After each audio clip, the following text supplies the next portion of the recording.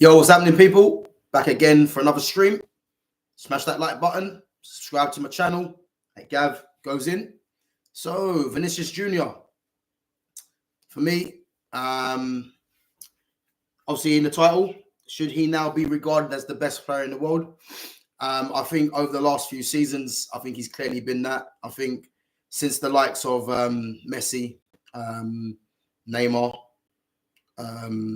obviously Cristiano Ronaldo as well, since they've kind of left Europe, I think Vinicius, along with obviously Karim Benzema at the time, who obviously won the Balon d'Or, but I think you can arguably say now Vinicius, possibly Mbappe, are now flying the flag for best player in the world.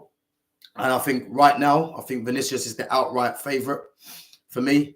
I think Vinicius, I think when he first came to Real Madrid, you know, is a bit raw.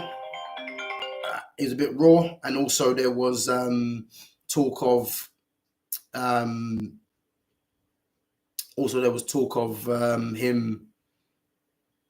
you know, of Benzema, should I say. Benzema was obviously saying stuff like, you know, that this guy's playing against them, you know, and it was a really tough time for Vinicius. And as it would have been, you know, he's coming in to replace obviously Cristiano Ronaldo on the left-hand side. Eden Hazard was there, I believe, before him as well. So he's coming in to replace, you know, some of the greats of the game. And his initial stint wasn't good. But I think what he's shown in his career is, first and foremost, he had the talent, or has the talent. And I think he's shown belief in his own ability. And he's shown a mentality that, you know, he's gonna show what he's got, really, and he's gonna prove everyone wrong. And he's doing that. He's doing it now. You know, I think one thing about Vinicius Jr. is that when the game's tight, you can rely on him to be the difference maker, and he's been that so many times for Real Madrid over the last few seasons. You know, obviously 23 years of age now. You know, his stats this season. As I said, I'm not someone that's, you know, very big on stats, but I think the stats should be used to when you've won the trophies and when you've had a season like what Vinicius has had, then you can use the stats to kind of back up for what you're seeing. Now, for me, Vinicius's performances, from what I've seen, have been top level as to why I believe he's the best player in the world right now. So in La Liga, he got 15 goals and he got, I believe, 6 assists in the league. In 26 games, league games. And then in Europe, he got 11 goals in 10 games in the Champions League for a total of 32 in 36. So his numbers have been there for all to see.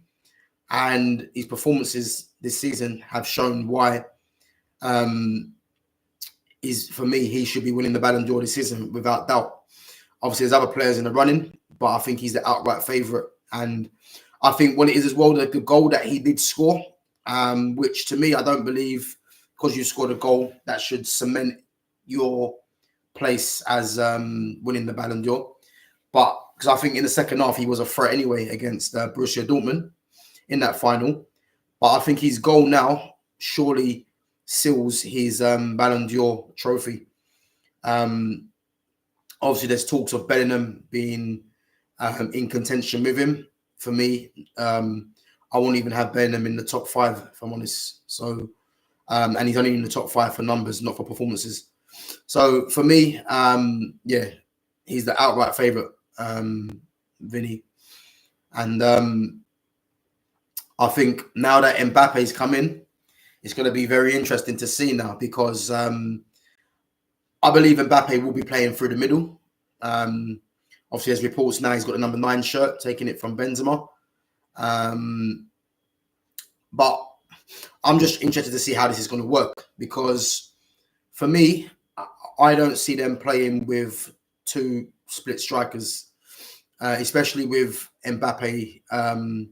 As I said to Adam on my channel on Sunday, Mbappe, because of his standing in the game, I can't see Mbappe playing on the right hand side no more. You know, obviously this is Real Madrid, but for me, Vinny's got the left hand side secure. Now, Mbappe for me will have to play through the middle, which means they're going to change their system because Burnham can no longer be playing as that false nine with the split strikers come wide men anymore, because that's not going to work. And I think to drop Rodrigo would be very harsh as well. I don't think that should happen.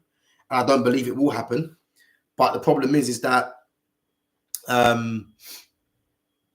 it's either going to be one or two things, yeah?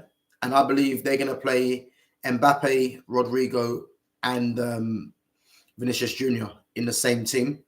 So they're finally going to have a striker, even though Mbappe is better from the left, but he's not going to dislodge Vinny, which means that they're going to either have to play a 4-3-3 with if they are going to play Burnham, which I don't think Burnham is going to be effective in a 4-3-3 with a Camavinga, Tchouameni, a Valverde, and obviously they've got the elder statesmen in Luka Modric as well because Cruz is retiring, so that could free up another spot as well.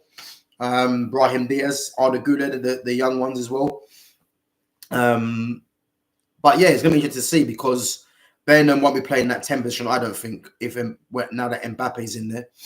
And Mbappe and Vinny won't be playing the split strikers, I don't believe, because it will mean that Mbappe will have to be playing in a way where, since he's standing in the game is what it is, has just more or less been playing where he wants.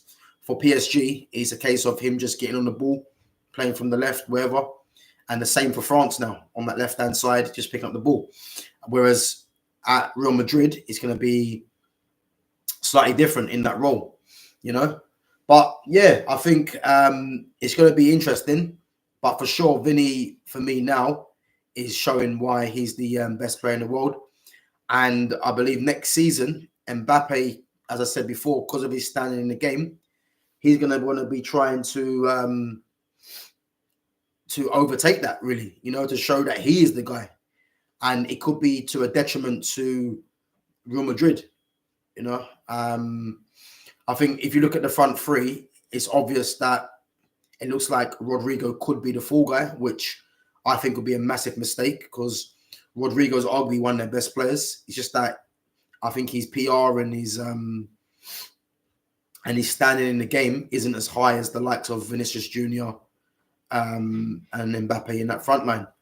But I think his worth will be there for all to see. And yeah, it'd be difficult to see what he's going to do, really. But yeah, man, Vinicius Jr., top player for me. Balon d'Or is going to be coming up very, very soon. He's the front runner. And I believe that the Copa America, that's going to be coming up roughly the same time as the European Championships. Sorry. I believe, well, if Brazil win the Copa America, Vinicius definitely will win it, the Balon d'Or. But I think the only realistic person that can challenge him, which I find crazy, is Bellingham. Because I see a list today where Kane was bottom of it on 3%. Then it was Toni Kroos on 5%, Mbappe 7%. Bellingham, I think, had 23%, and Mbappe and Vinicius had 61%. Well, if England was to somehow win the Euros, they'll give it to Bellingham anyway, so that rules Harry Kane out. Toni Kroos, I don't believe will win it. Mbappe didn't win a Champions League, so he's very hard pressed to win it, I don't think. Unless he has an amazing Euros, but even that, I still don't think he'd done enough. So really, it's between Vinicius Jr. and Bellingham, but it depends who gets further out of those two. But for me, Vinny wins it all day long, as I said, you know. So yeah, guys, make sure you smash make sure you smash the like button and subscribe to the channel that Gav goes in. And as I said, guys, put your comments in, you know, get involved in the chat as well. Give me your views if there's anything you disagree with or anything you do agree with. and I'm going to be back tomorrow for another stream. So yeah, smash that like button, subscribe to my channel, Gav Goes In, and I'll catch you tomorrow. Take it easy.